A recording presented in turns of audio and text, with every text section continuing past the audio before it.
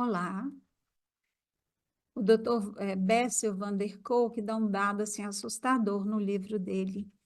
Ele fala que 1 entre cada 5 americanos sofreu abuso sexual na infância. 1 entre 4 apanhou de um pai a ponto de ter ficado com marcas no corpo. E que a violência física é a realidade de 1 em cada 3 casais. 1/4 dos americanos cresceu junto de parentes com problemas de alcoolismo e 1 entre 8 viu a mãe ser espancada e ser agredida. E isso tudo vai gerar trauma. Não tem jeito. Então, isso tudo vai imprimindo marcas na mente, nas emoções, na capacidade de desfrutar alegrias e prazeres e até no sistema biológico e imunológico. O trauma não afeta só, né, as pessoas que o sofreram diretamente, como também as que as rodeiam. Os soldados, né, que voltaram do front podem deixar toda a família assustada com as crises de fúria e o vazio emocional. Mulheres casadas com homens acometidos de transtorno de estresse pós-traumático costumam ter depressão. Filhos de mães deprimidas, o que elas podem ter, né? Corre um sério risco de crescerem muito ansiosos e muito inseguros. Então, o trauma é insuportável, ele é intolerável. Vítimas de estupro, soldados que estiverem em combate, crianças molestadas sexualmente, em sua maioria, ficam tão perturbados ao refletir suas experiências que tentam expulsar essas lembranças da mente e ir em frente como se nada tivesse acontecido. Passa por um período de esquecimento, não lembra, mas isso é por defesa.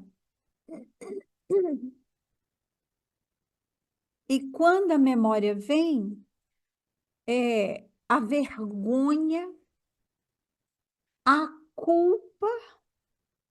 Eu atendo crianças abusadas ou adultos, né? O que as crianças falam? A culpa foi minha. Ela não tem culpa nenhuma. Mas mesmo o adolescente ou o adulto, por quê? Vem uma raiva de não ter gritado, chutado mais, brigado mais. Mas imagina, geralmente são adultos que violentam crianças. Ou é o avô, o tio, o próprio pai, um primo, um vizinho, um amigo. Essa situação é muito cruel. E o abusador, ele ameaça. Se você contar para alguém, eu mato sua mãe, mato seu pai, eu te mato. Uma me disse assim, se você contar para alguém, eu vou te pegar e deixar no meio do centro da cidade, eles moram numa cidade muito movimentada, e você vai virar uma criança de rua. É de uma perversidade assim, sem conta, sem conta. E mesmo que eles queiram deixar o trauma para trás, a parte do cérebro dedicada à sobrevivência, situada logo abaixo do cérebro racional, ele não lida bem com a negação. Então, uma experiência traumática pode se reativar ao menor sinal de perigo. Isso, mesmo que já tenha passado muito tempo, vai produzir uma quantidade absurda do cortisol, que é o hormônio do estresse. Aí vão surgir sensações físicas desagradáveis, intensas, e, ações impulsivas e agressivas. E muitas vezes elas são incompreensíveis e avassaladoras. Então, as pessoas vão se sentindo descontroladas, Com frequência, as pessoas acreditam sofrer de lesões profundas e irreversíveis. Mas, na verdade, é o trauma. A neurobiologia tem lançado muitas luzes, porque o cérebro hoje ele é pesquisado vivo, né? As ressonâncias magnéticas, o SPECT e outros mais, mostram como é que o cérebro está funcionando, qual é a parte que está ativada, mais ativada ou menos ativada. E isso trouxe assim, um grande impulso para essas áreas. O trauma provoca reações fisiológicas verdadeiras. A reconfiguração do sistema de alarme do cérebro, o aumento da atividade do hormônio do estresse, alterações no sistema que separa as informações importantes das irrelevantes, compromete a área cerebral que transmite a sensação física corpórea de estar vivo. Essas mudanças vão explicar por que as pessoas traumatizadas se tornam hipervigilantes em relação a ameaças, mesmo que isso venha prejudicar a espontaneidade da sua rotina diária. Elas ficam hipervigilantes. As vítimas passam repetidas vezes pelos mesmos problemas e têm muita dificuldade de aprender com a experiência. Uma pessoa abusada sexualmente, a tendência é que ela venha a ser abusada outras vezes. Essas condutas não decorrem de deficiências morais, nem indicam pouca força de vontade ou má índole. São produtos das mudanças reais no cérebro. O cérebro já não é como era antes. Isso aqui é muito sério, né? Muito sério. Mas, com a experiência dele, é possível, né, criar métodos, fazer experimentos na neuroplasticidade natural do cérebro para ajudar os sobreviventes a se sentirem plenamente vivos no presente e tocarem a vida. Então, são os três caminhos, né, de cima para baixo, através da conversa, refazendo contato com outras pessoas, nos permitindo conhecer, compreender o que está acontecendo conosco, ao mesmo tempo que as lembranças do trauma são processadas. O passo 2, o uso de medicamentos que impedem as reações de alarme impróprias ou utilização de outras tecnologias que alteram o modo como o cérebro organiza as informações. E o terceiro é de baixo para cima, permitindo que o corpo tenha experiências que respondam de maneira profunda e visceral à impotência, à raiva, ao colapso resultantes do trauma. Porque imagina, uma criança subjugada por um adulto. Olha a raiva, olha a impotência, mesmo um adulto, né? Então, qual que é o melhor caminho para determinado sobrevivente? É uma questão resolvida na prática. Então, toda a experiência do Dr. Bessel, ele conjuga essas três coisas: ação de cima para baixo, medicação e ação de baixo para cima. Então, nesse centro de trauma do Dr.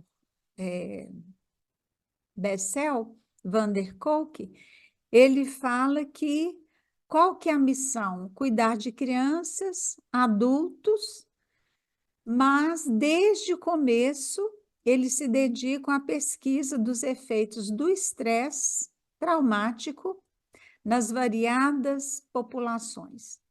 Então, cada indivíduo vai se adaptar melhor, vai ter um resultado melhor com determinada técnica. Então, ele utiliza vários e vários recursos. A terapia pela palavra, a compreensão, o contato com outras pessoas ajudam, enquanto os medicamentos podem amortecer os alarmes hiperativos.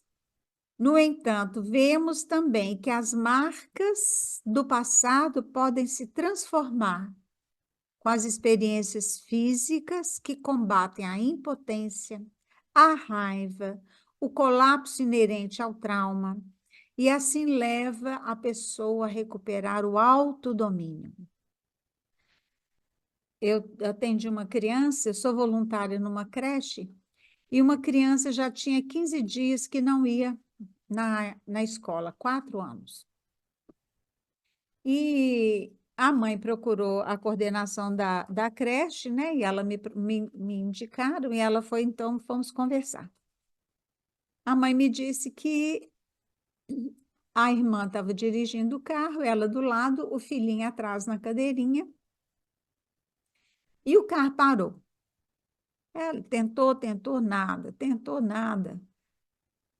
Vinha um senhor, a irmã dela saiu do carro, deixou a chave na ignição e falou: o senhor poderia olhar aqui para mim para ver se por que que meu carro não está querendo pegar? Ela saiu e quando ela ia abrir a porta de trás, ele já tinha entrado, deu partida e o carro ligou. E ele saiu. E ele disse para o menininho: agora somos eu e você. Ela disse que foram os piores 40 minutos da vida dela. Avisou a polícia. Passados os 40 minutos, a polícia entra em contato com ela.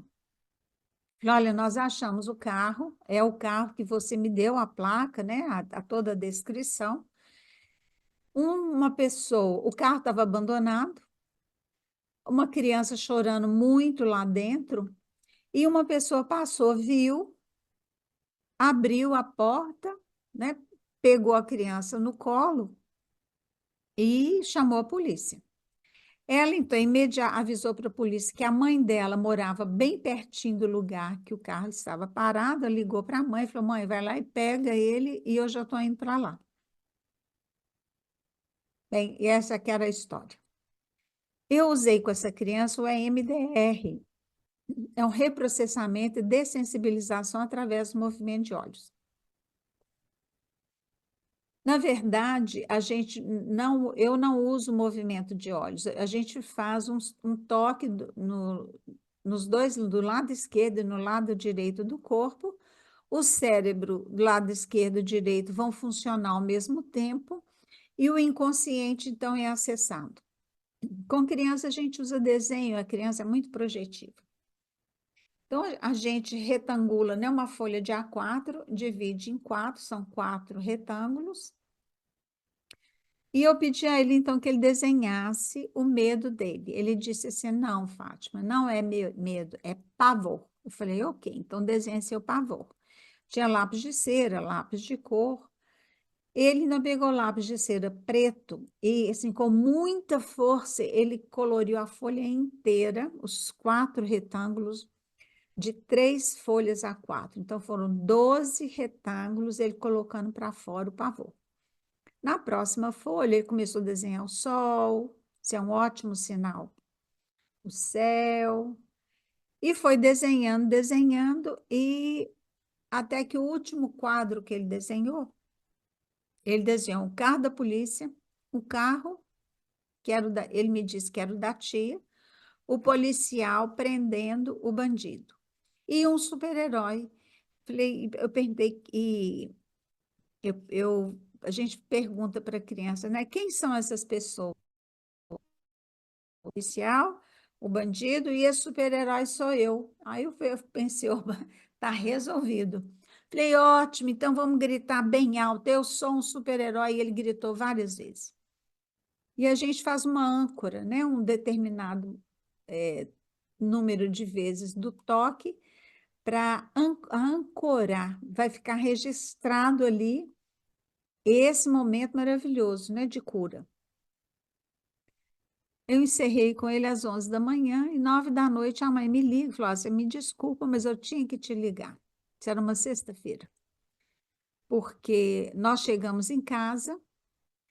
Antes da sessão, ele, nesses 15 dias, ele só ficava no quarto da mãe. Para ir ao banheiro, alguém tinha que ir com ele. Café, almoço, o lanche, o jantar era no quarto. Ele só dormia agarrado com a mãe dele. Aí ela me disse: nós chegamos, ele almoçou e ele já foi para a rua. Ela mora numa rua fechada, então não tem perigo de. Os meninos ficam soltos mesmo. Brincou a tarde inteira, foi para o quarto dormir sozinho. Eu ainda falei com ela: se ficar difícil para ele dormir sozinho, coloca uma lâmpadazinha pequenininha, né, na tomada, azul. Ela falou que nem precisou. E na segunda-feira ele estava de volta na escola e era aquela criança que era antes do sequestro. Então, vejam bem, uma sessão do EMDR para essa criança de 4 anos foi suficiente.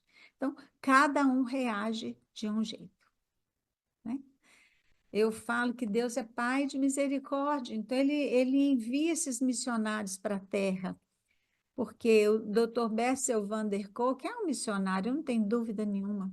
São espíritos mais evoluídos, mais maduros, que vêm nos libertar, né? Porque quando chega a cura, é porque nós estamos livres desse tipo de sofrimento. A Terra também está evoluindo. E temos que evoluir mesmo, já foi primitiva, agora a gente está nessa etapa aqui de expiação e prova, e vamos para o mundo de regeneração, onde o bem vai imperar. Então, precisamos ter essas mudanças mesmo. Então, ficam aí. Eu fico pensando muito, né, na bendita e infinita misericórdia de Deus. E abençoado doutor Bessel van der Kolk e toda a sua equipe, porque sozinho também ele não faria o que ele faz. Então, nós trabalhamos em grupo, né? Nós trabalhamos em equipe e isso faz toda a diferença. Muita paz e muita luz.